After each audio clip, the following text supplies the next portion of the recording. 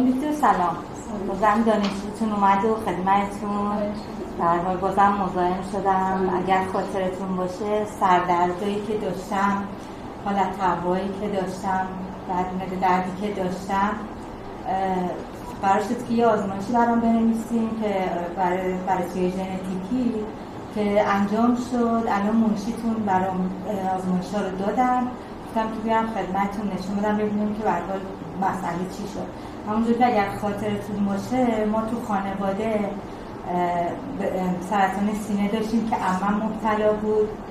بعد یکم از اونجا نگران بودم، از اینجا هم که خودم سردردهای متناوب داشتم، بعد حالای خوبی نداشتم، معده درد داشتم.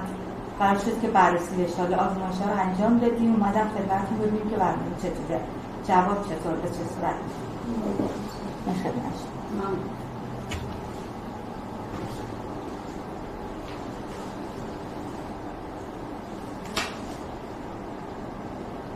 بله، من خاطرم هست اسمشونم قبل از که مراجعه کنید دیدم.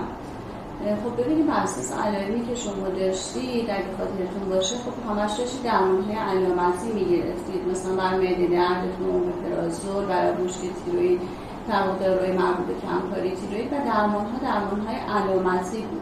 منتها توی این بررسی ژنتیکی شما که انجام شد که ژنوم شما از بابت مارکرهای سرطانی، تومور مارکرها و ژن‌ها بررسی شد و مشخصاً با توجه به مشکلات گوارشی شما در واقع ژن‌ها و تومور مارکرهای مربوط به این مسئله، همینطور که تو نمودارها الان شما می‌بینید بیان ژن‌های سرطانی شما در خصوص معده به سمت در واقع سرطانی شدن داره میره و به این دیگه مرحله پرکنسر، یعنی با مرحله کنسری شما یه مرحله فاصله دارید. ولی خب شکر خدا زمان خوبی اومدید، چون خودتون دیدید کسایی که مبتلا به کنسرهای گوارشی مخصوصا معده و نزول معده میشن خب بعدش خیلی علائم و عوارض بعدی دارن و درمان رو خیلی مشکل میکنه.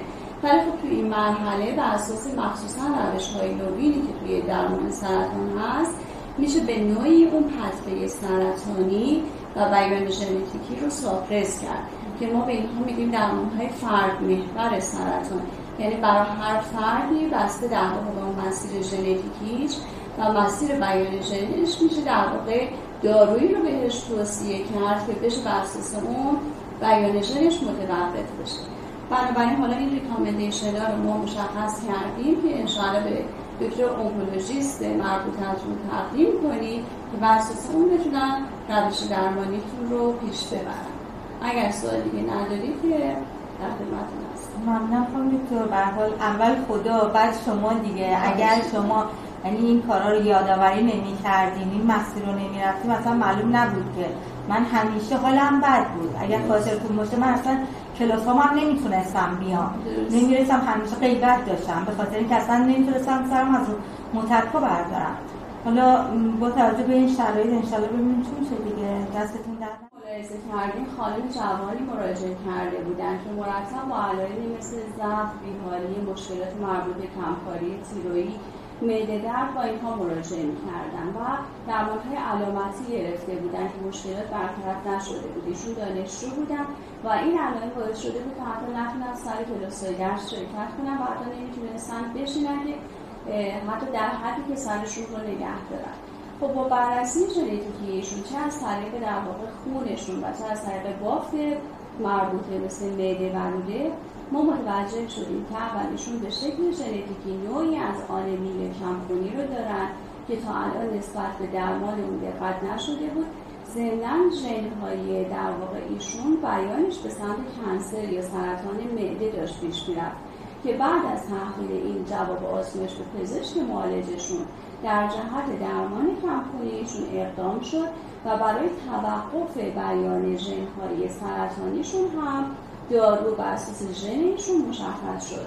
پس اینو باید بدونید که ما به درمان‌های علامتی اکتفا نکنیم و منشأ ژنتیکی و مولکولی بیماری‌ها رو در نظر داشته باشیم تا متناسب با اون بتونیم به یک تشخیص و درمان مناسب برسیم.